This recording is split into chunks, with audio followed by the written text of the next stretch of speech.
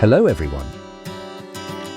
In the vast and majestic world of the ocean, sharks are not only revered creatures with strength and agility, but also play a vital role in the marine ecosystem. However, shark fishing has always been a controversial issue. So, what makes this industry so sensitive?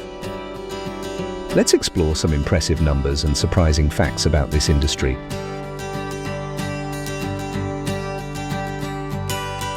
Sharks are apex predators and are considered the cold-blooded killers of the ocean. Currently, there are over 400 different species of sharks living in oceans around the world, with 30 species considered dangerous to humans. The estimated global shark population could be as high as 1 billion, meaning there is roughly one shark for every 7-8 people. In 2023, there were about 69 shark attacks on humans, of which 10 resulted in fatalities. But do you know how many sharks are killed by humans each year?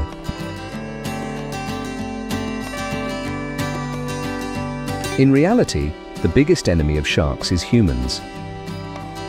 Shark meat has become increasingly popular in cuisine, and some producers even use shark cartilage in various medicines. In 2008, nearly 100 million sharks were killed by humans through commercial and recreational fishing activities. Fishermen hunt sharks for various reasons, most notably for harvesting shark fins, which are the main ingredient in shark fin soup, a luxury dish in many Asian cultures, symbolizing wealth and status. Shark liver oil, containing the compound squalene, is used in many pharmaceutical and cosmetic products, while shark skin is made into leather products like shoes and bags.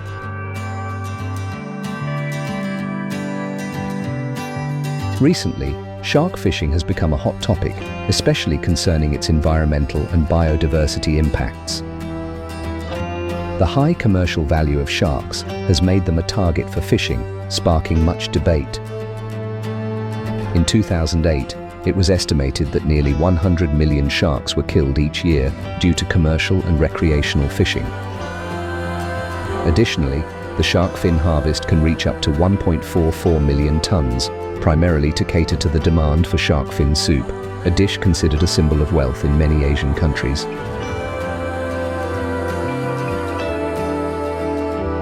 Since 1970, shark populations have declined by up to 71%, mainly due to overfishing. A study by the International Union for Conservation of Nature, IUCN, found that a quarter of shark species today are facing extinction, with 25 species listed as critically endangered. Notable shark fishing regions include the waters of East Asia, Southeast Asia, Europe, and North America. China, Indonesia, Japan, the United States, and Australia are the countries with the highest shark catches globally, meeting international consumption demands.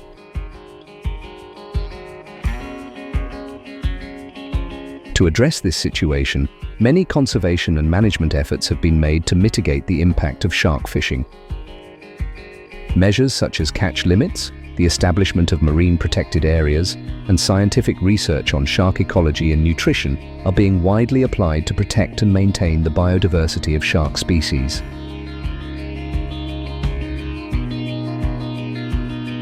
But how can humans catch such large and powerful creatures?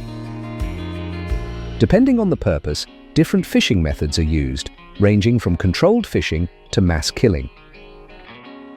One of the most controversial methods to eliminate large numbers of sharks is using drum lines. Drum lines are underwater traps, unmanned, using baited hooks to attract and capture large sharks. They are deployed near crowded beaches in Australia to reduce the number of sharks in the area, thereby lowering the risk of shark attacks.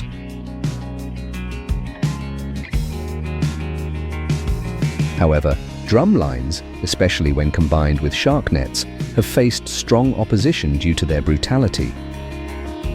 These traps not only kill sharks, but also inadvertently harm many other marine species, such as dolphins and even endangered shark species. The extermination of sharks has become a global issue, leading to protests and strong opposition, especially from environmentalists and animal protection organizations.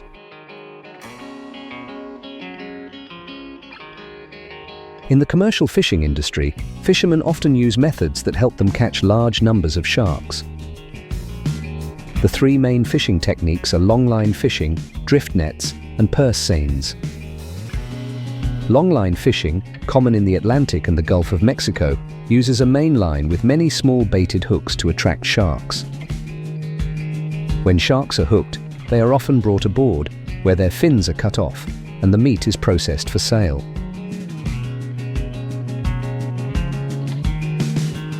The process of shark fishing for fishermen is a challenging, tough journey, but no less fascinating, requiring patience, skill, and even risk-taking.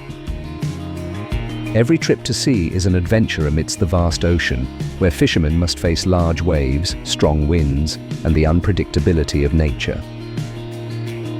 They use modern technological equipment like sonar and radar to track the traces of sharks beneath the ocean, as ripples or unusual movements on the water surface can signal the presence of these predators.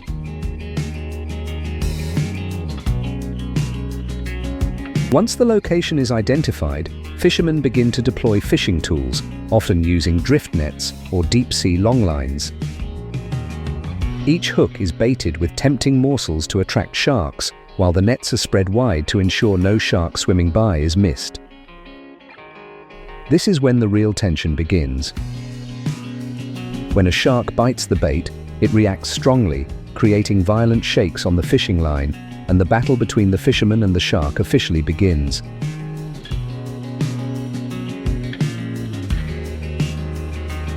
Pulling a shark onto the boat requires a combination of strength and technique, as sharks are not only large but also very strong.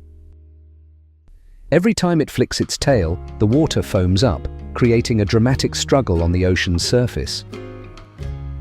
Fishermen must skillfully adjust the fishing line, releasing or tightening it, to control the shark's strength without breaking the line or losing the chance of capture. They often work in teams, coordinating closely to safely bring the shark on board.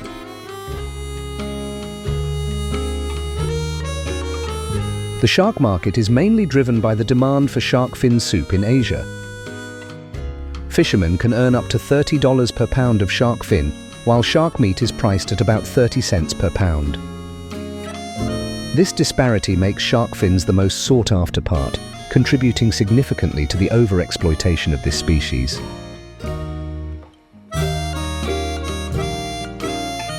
The future of sharks, and thus the health of the marine ecosystem, depends on the ability to balance human demand with their conservation.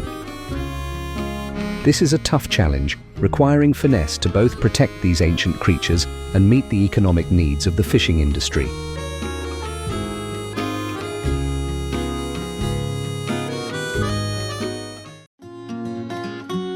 Norway, the land of snow-covered mountains and deep fjords, where nature is not only a masterpiece, but also the cradle of the world's largest salmon farming industry.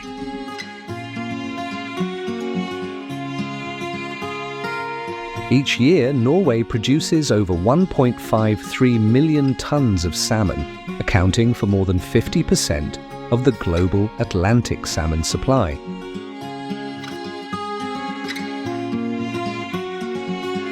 With a total export value reaching $11.9 billion in 2023, Norwegian salmon is not only a valuable source of nutrition, but also a treasure that brings prosperity to the country.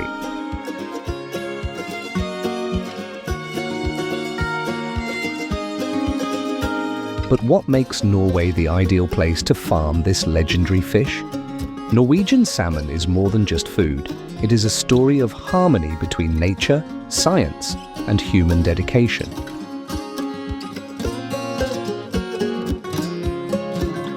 Let's explore their extraordinary journey from the cold, oxygen-rich waters of the Atlantic Ocean to luxurious dining tables around the world.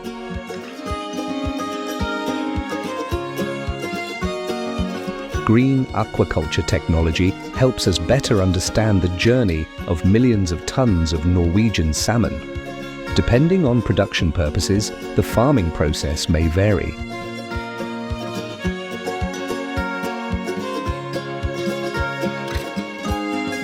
For salmon raised for meat, care and harvesting methods focus on optimizing growth rate and meat quality.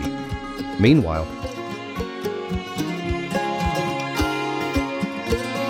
salmon farmed for roe requires special care to ensure the highest quality eggs for processing into canned, salted salmon roe.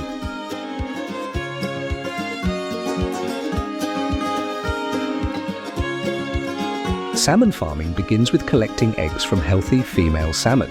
These eggs are harvested manually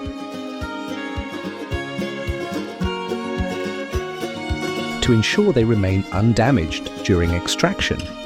After collection, the eggs are carefully sorted using feathers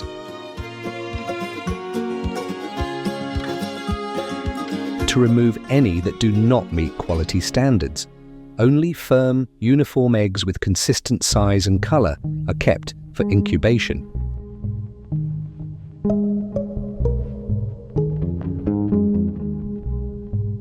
The salmon eggs are then placed in specialised hatching tanks where clean water and gentle currents are maintained to mimic natural conditions.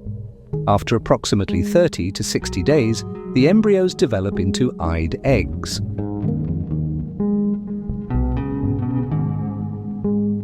A crucial stage indicating they are ready to hatch. Once hatched, the young salmon still carry a yolk sac, which provides them with natural nutrients, allowing them to survive the first few weeks without external feeding.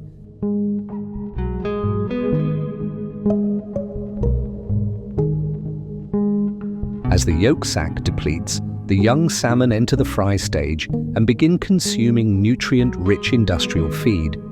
They are raised in low-density freshwater environments to reduce stress and promote healthy development.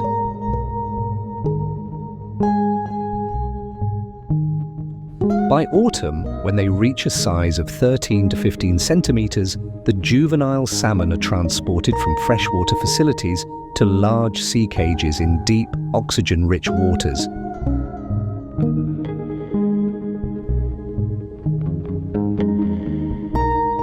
In the marine environment, salmon are raised in spacious net pens that allow them to swim naturally, replicating wild conditions.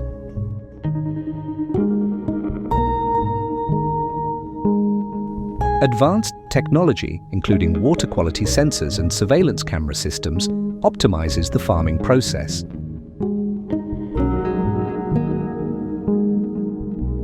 Ensuring rapid growth, minimal disease, and an ideal harvest weight of 5 to 6 kilograms.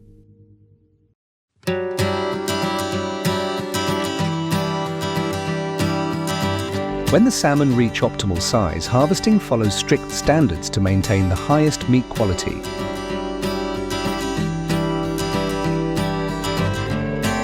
The fish are carefully lifted from the sea cages and stunned using electrical shock or rapid chilling to minimize stress.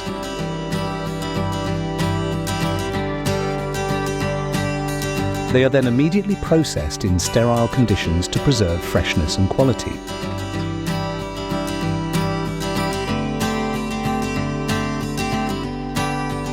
Beyond meat harvesting, female salmon raised for roe undergo a specialized care process. Not all salmon can be selected for roe production. From the beginning,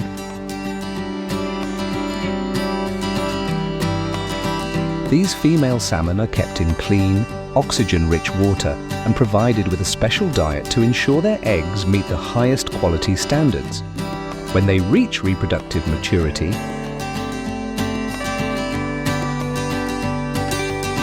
experts assess egg development using ultrasound or small sample testing, evaluating color, elasticity, and size. Only those with premium quality eggs proceed to the harvesting stage.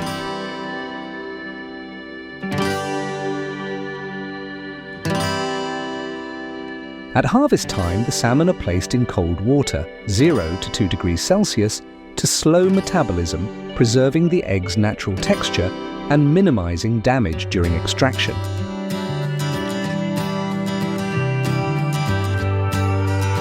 Instead of the traditional gutting method, eggs are collected using a manual stripping technique that requires precision to avoid damage while maintaining their shape and elasticity.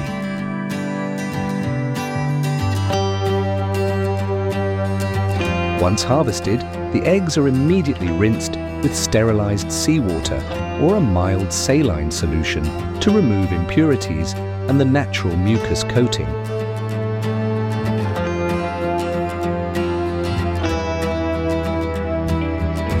After cleaning, the salmon roe undergoes a strict sorting process based on criteria such as uniform size, vibrant color, transparency,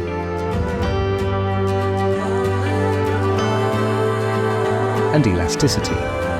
Only the highest quality eggs continue to the salting process, while lower grade eggs are discarded or used in other products.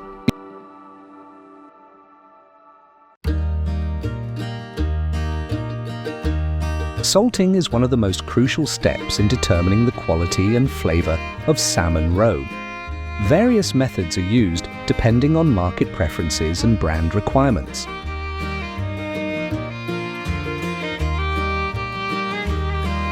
The most common technique involves soaking the roe in a 3 to 5% brine solution for 2 to 3 hours, allowing a natural absorption of salt without compromising texture.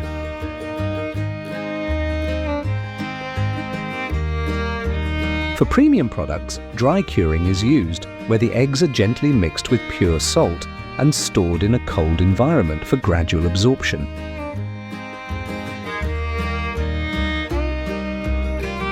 Some producers combine both methods and then age the RO in cold storage for several days to enhance its deep, refined flavor.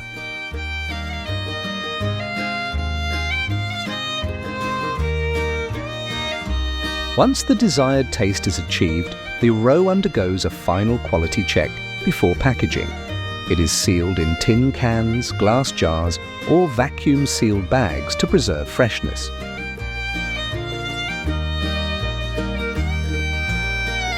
Some brands add a layer of vegetable oil or butter to prevent oxidation, maintaining the roe's bright color and rich taste. Before shipment, every container is scanned using X-ray technology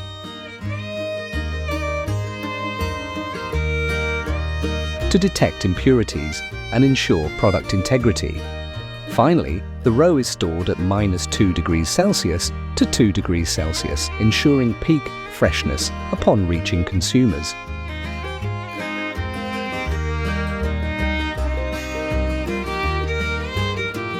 Canned salmon roe is a luxury item with high international market value. Prices vary based on origin, processing methods, and brand prestige. Standard grade roe typically costs between $40 to $80 per kilogram.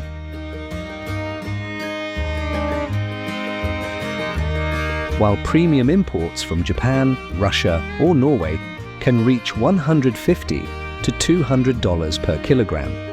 Organic, preservative-free varieties can sell for as much as $300 per kilogram.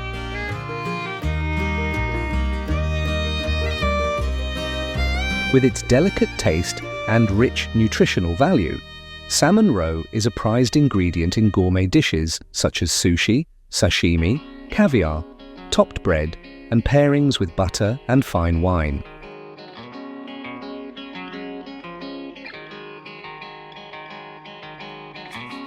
The production of canned salmon roe is not just a promising industry, but an art requiring meticulous attention to detail. Every step, from selecting salmon,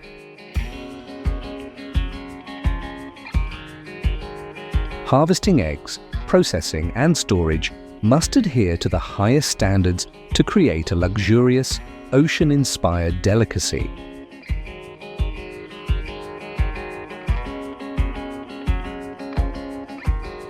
But what happens to the salmon after egg extraction? Once roe harvesting is complete, the female salmon's body remains nutritionally valuable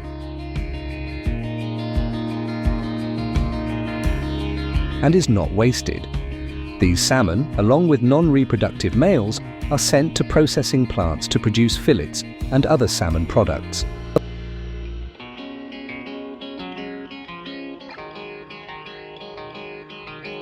Upon arrival at the factory, salmon undergoes an initial reception and quality inspection. Workers assess the size, color, and firmness of the flesh,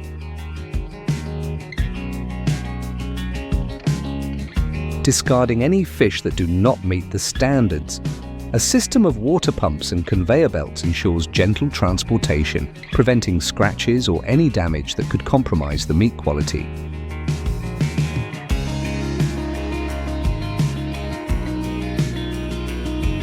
To maintain optimal meat quality, salmon is stunned using electrical or mechanical methods to minimize stress. Workers then perform bleeding to remove blood.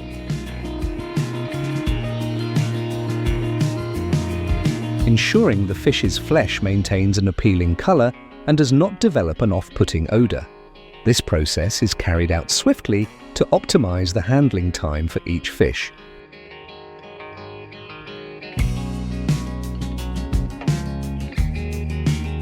Once cleaned, the salmon moves on to the filleting stage. Automatic filleting machines use sharp blades to cut the fish into 2 large fillets.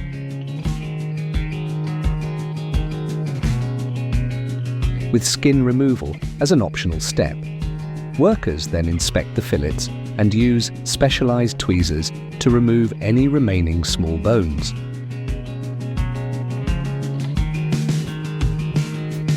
Some factories incorporate X-ray scanning systems to detect any leftover bones, ensuring consumer safety.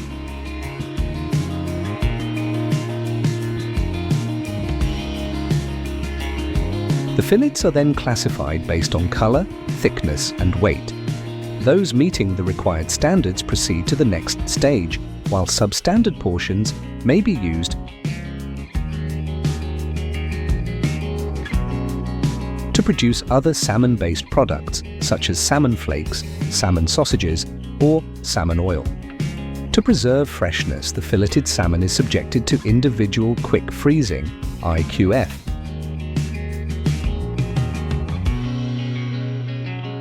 At -40 degrees Celsius. This advanced freezing technology rapidly freezes the fish without causing dehydration or compromising the meat's texture.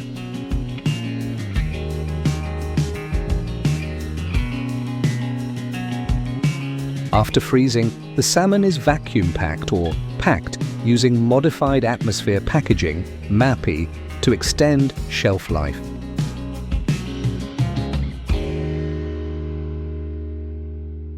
Products are available in various packaging formats depending on customer requirements, ranging from whole fillets and pre-sliced portions to small, convenient cuts for restaurants and supermarkets.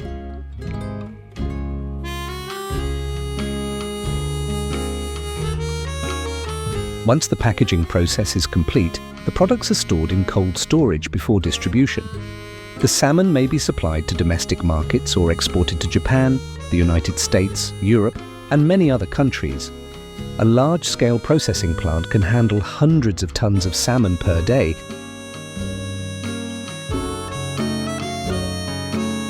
with export volumes reaching thousands of tons per year. Every step undergoes strict quality control to ensure that each piece of salmon reaching consumers retains its natural flavor and highest nutritional value.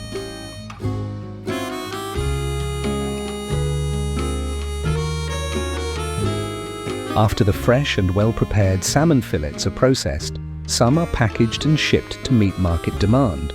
However, to create higher-end products, a portion of the salmon fillets undergoes a special processing method, smoking.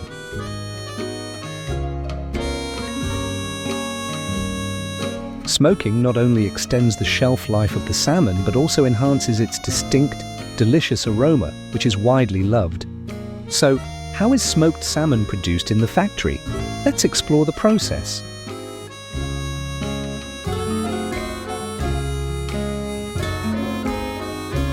Smoked salmon is one of the most luxurious delicacies enjoyed worldwide. From high-end banquets in Europe to fine dining restaurants in Asia, smoked salmon is a symbol of sophistication and quality.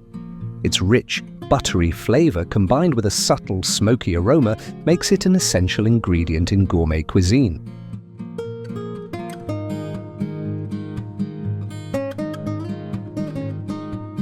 For thousands of years, smoking has been an essential food preservation method used by Native Americans and Scandinavians. It was present in ancient Greek and Roman cuisine and became popular in medieval Europe.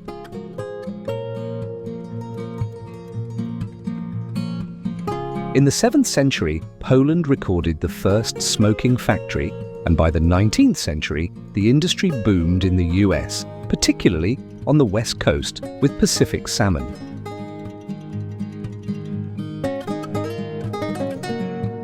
During World War II, smoking techniques improved to extend the shelf life of fish, but overfishing nearly drove salmon to extinction, leading to protective laws.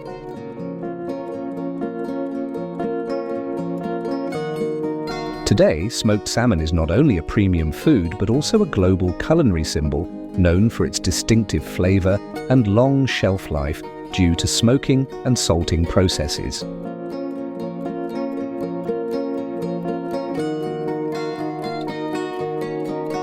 At one of the world's largest smoked salmon processing plants, tons of salmon are processed daily in a closed-loop system, ensuring the highest quality before reaching consumers.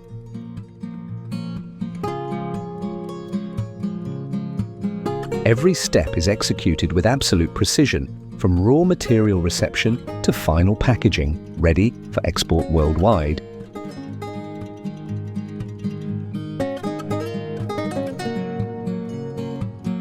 The process begins with selecting the finest salmon, typically weighing between 2 to 4 kilograms. Upon arrival at the factory, the salmon is inspected to ensure there are no signs of spoilage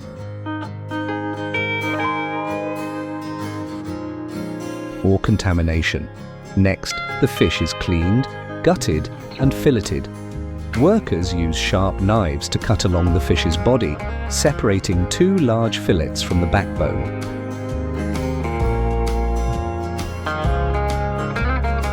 After deboning, tweezers are used to remove any remaining pin bones, ensuring a completely boneless product.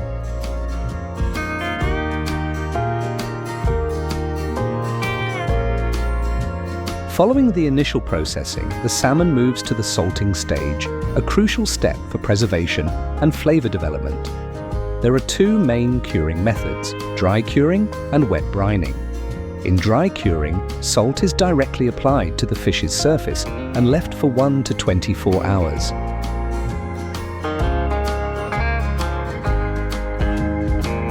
In wet brining, the fish is soaked in a salt and sugar solution for 6 to 10 hours. Sugar is added to balance the saltiness and help retain moisture. After curing, the salmon is rinsed to remove excess salt.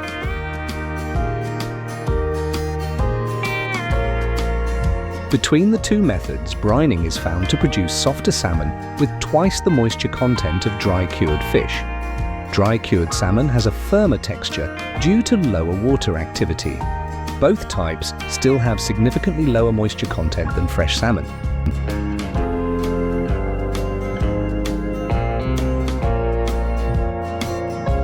Next comes the drying phase, where the salmon develops a pellicle, a natural protective layer that locks in moisture and allows the smoke to adhere evenly.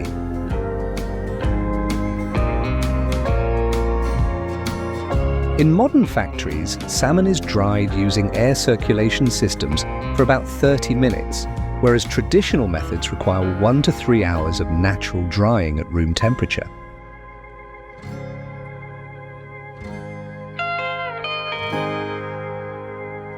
The most crucial step in the process is smoking. There are 2 main smoking methods, hot smoking and cold smoking. In hot smoking, salmon is placed in an oven at temperatures between 65 degrees Celsius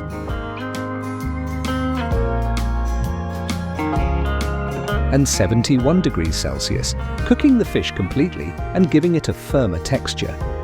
This process takes 1 to 3 hours, depending on fillet thickness. In contrast,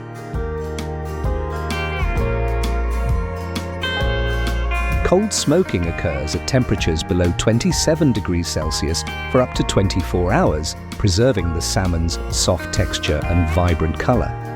Factories often use sawdust from maple, cherry, or applewood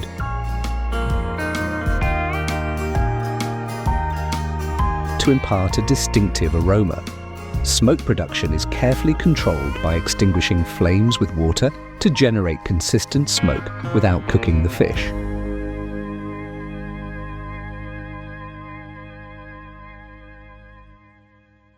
After smoking, the salmon is cooled and undergoes another quality inspection.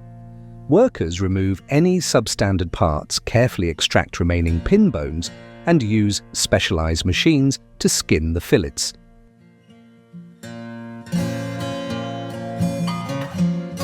The salmon is then chilled at -3 degrees Celsius to firm up, making slicing easier.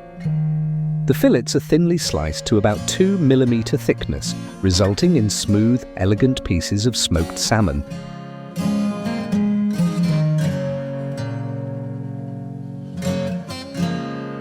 Once processing is complete, the smoked salmon is packaged under strict procedures to maintain quality and extend shelf life.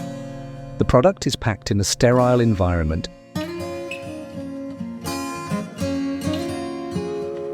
to minimize bacterial contamination and spoilage. Typically, smoked salmon is vacuum sealed to remove oxygen, preventing microbial growth while preserving flavor and texture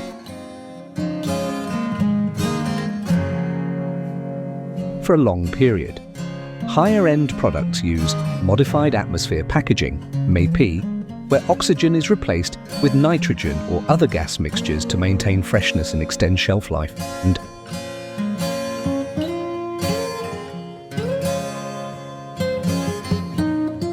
due to high-temperature processing, smoked salmon can be stored long-term without artificial preservatives. Depending on packaging and storage methods, its shelf life ranges from 6 months to a year.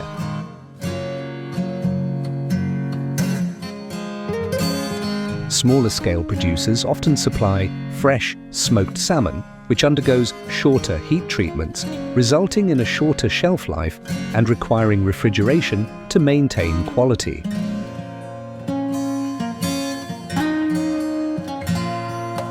By combining modern technology with traditional expertise, smoked salmon retains its nutritional value while offering a rich, distinctive flavor. It is truly a refined delicacy, crafted with meticulous attention to detail to deliver an exceptional culinary experience.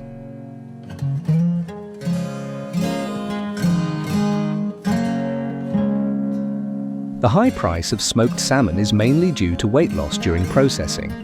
Fresh salmon costs around $8 to $20 per pound, but after salting and smoking, its weight decreases by 16 to 18%, driving up the final price.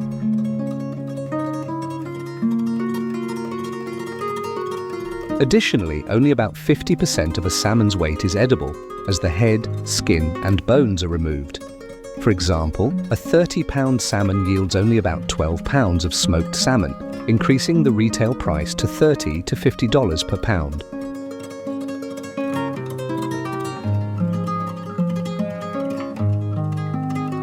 Smoked salmon is a versatile ingredient found in many cuisines, but one of the most popular ways to enjoy it is on a bagel, especially in North America. In cities like New York and Philadelphia,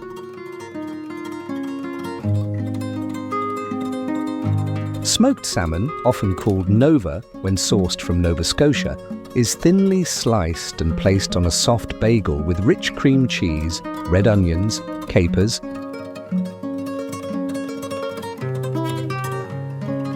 and a squeeze of lemon for extra zest. The combination of the buttery salmon, slight saltiness, crisp onions, and tangy lemon makes this dish a beloved breakfast or snack across North America.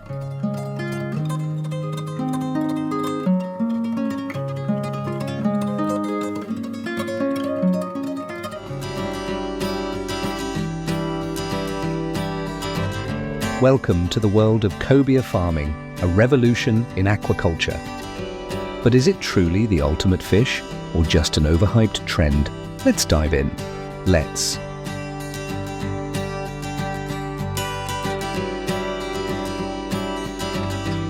Cobia Rachicentron canadum is one of the most economically valuable tropical marine fish with great potential in aquaculture. With its fast growth rate, premium quality meat, and adaptability to offshore farming, cobia has gained increasing investment from various countries for large-scale farming. In the wild, cobia can grow up to 2 meters long and weigh up to 68 kilograms.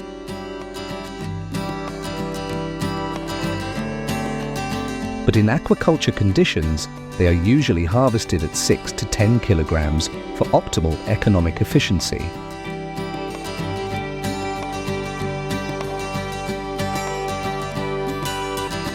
Cobia possesses many outstanding traits that make it an ideal fish for aquaculture. First, it has a rapid growth rate, reaching 6 to 8 kilograms within just 1 to 1.5 years, reducing harvest time and maximizing profits for farmers.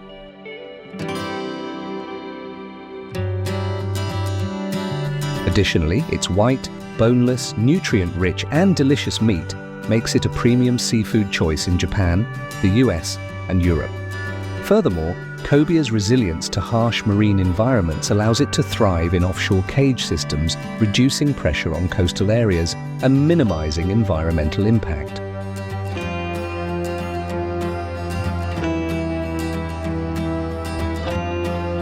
Cobia is one of the fastest growing fish species with high farming efficiency. Global production ranges from 50,000 to 60,000 tons per year and is expected to increase due to rising market demand.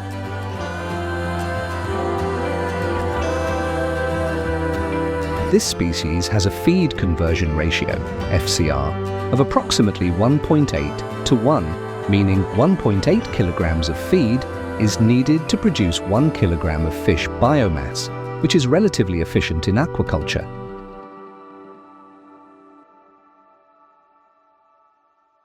To achieve optimal growth, cobia's diet typically contains about 44.5% protein, and up to 40% of fish meal can be replaced with soybean meal without affecting growth rates.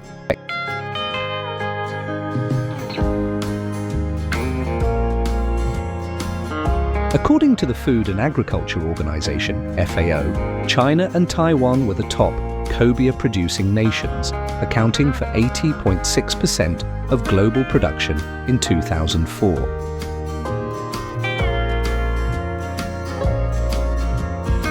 In Taiwan, about 80% of marine cage systems are used to farm this species, primarily for export to Japan. Vietnam is also a major cobia producer, with an output of approximately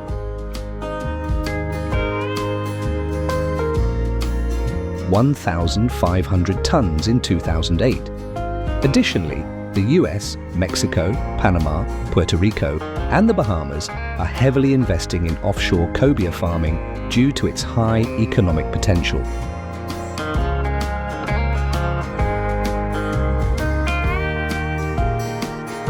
Now let's take a closer look at how cobia farms operate. Cobia farming requires meticulous preparation, from broodstock selection and nursery phases to grow out and harvesting.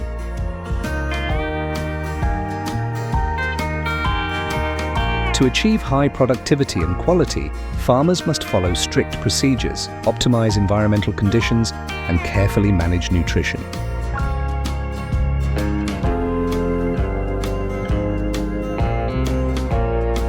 Cobia farming begins with selecting high-quality broodstock. Healthy adult fish weighing 8 to 10 kilograms are either wild-caught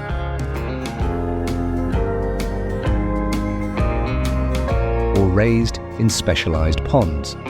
Before being introduced into spawning tanks, they undergo thorough health checks, saltwater baths to remove parasites,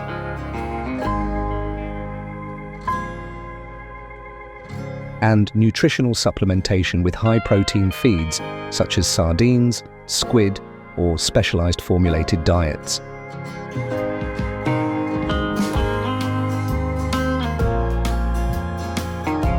Cobia can spawn year-round under controlled temperature conditions, 26 to 28 degrees Celsius.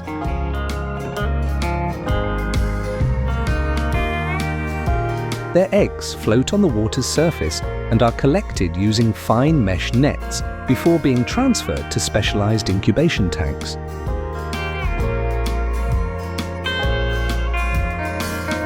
Only high-quality eggs, shiny and free of deformities, proceed to the next stage.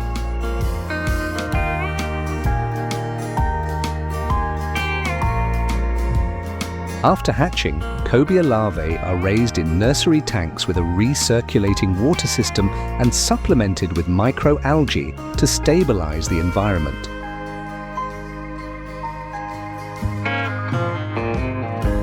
During the first 3 to 7 days, larvae require live feeds like rotifers and artemia to ensure high survival rates.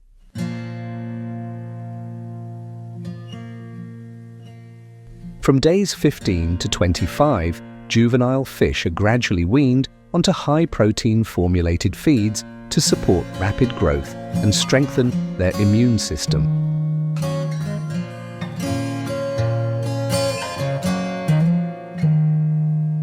Stocking density plays a crucial role in juvenile development. Overcrowding can slow growth and increase disease risks due to poor water quality.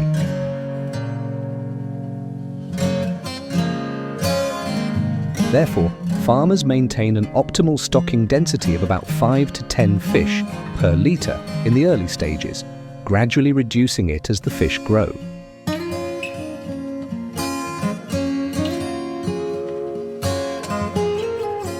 After 6 to 8 weeks, when the juveniles reach 10 to 15 centimetres, about 100 to 600 grams, they are ready to be transferred to grow-out ponds or sea cages.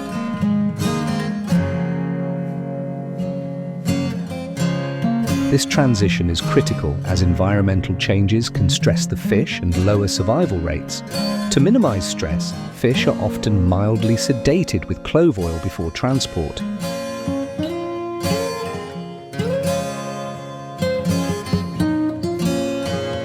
Market-sized cobia are typically raised in brackish water ponds or offshore sea cages, depending on farm conditions. In offshore cage systems, strong water currents provide natural oxygenation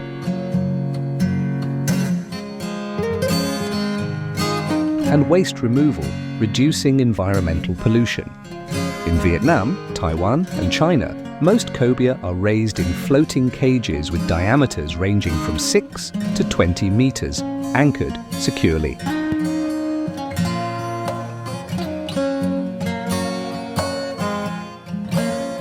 Diet plays a crucial role in cobia's growth. While they are omnivorous, they grow best on a diet rich in protein, at least 44.5%.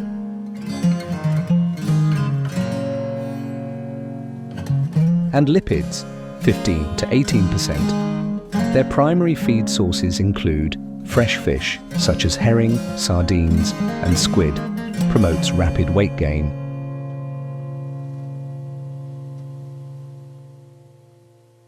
Industrial pellet feeds containing fish meal, soybean meal, fish oil, and vitamin. Mineral supplements to enhance immunity.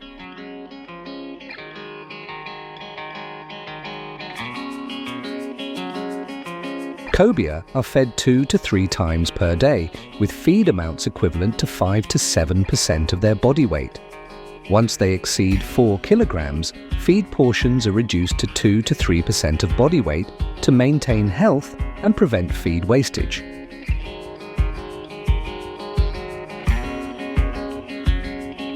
A major challenge during this stage is disease management. Common issues include enteritis, nephrocalcinosis, and skin parasites. To mitigate risks, farmers must monitor water quality regularly, conduct routine health checks, and implement preventive measures such as supplementing garlic or vitamin C in the diet.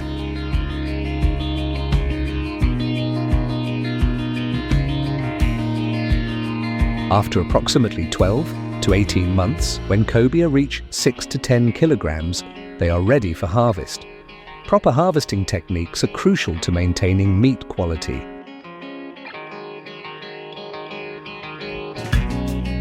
Before harvesting, fish are typically starved for 24 hours to purge their digestive system and reduce any fishy odor in the meat.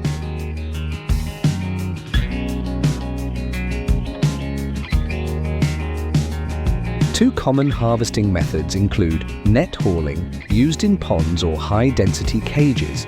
Fish are carefully netted to minimize stress and physical damage.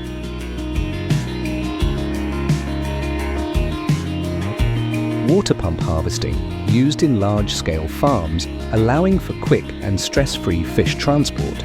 After harvest, cobia are immediately chilled at 0 to 4 degrees Celsius to preserve freshness.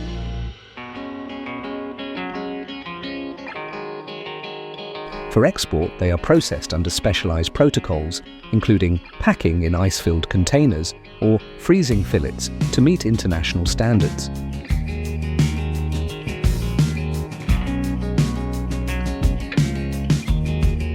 Cobia farming is a highly promising industry with significant economic benefits. However, success requires investment in technology, strict adherence to farming protocols,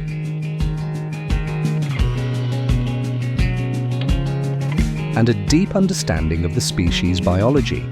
With advancements in offshore aquaculture technology and increasing global demand, cobia is set to become one of the leading species in the seafood industry in the coming years.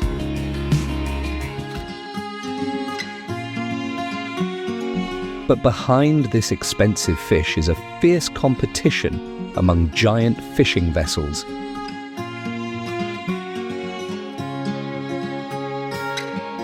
What shocking truths are being hidden? Let's find out now.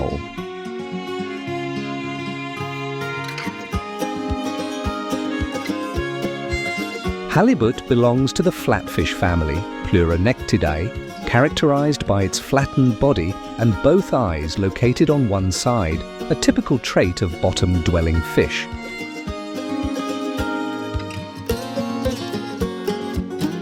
They have dark brown or greyish upper sides to blend in with the sandy seabed, while their undersides are lighter in colour.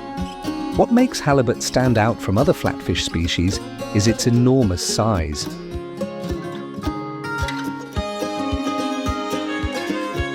A fully grown halibut can reach lengths of 1 to 2.5 metres and weigh over 200 kilograms, making it the largest flatfish species in the world.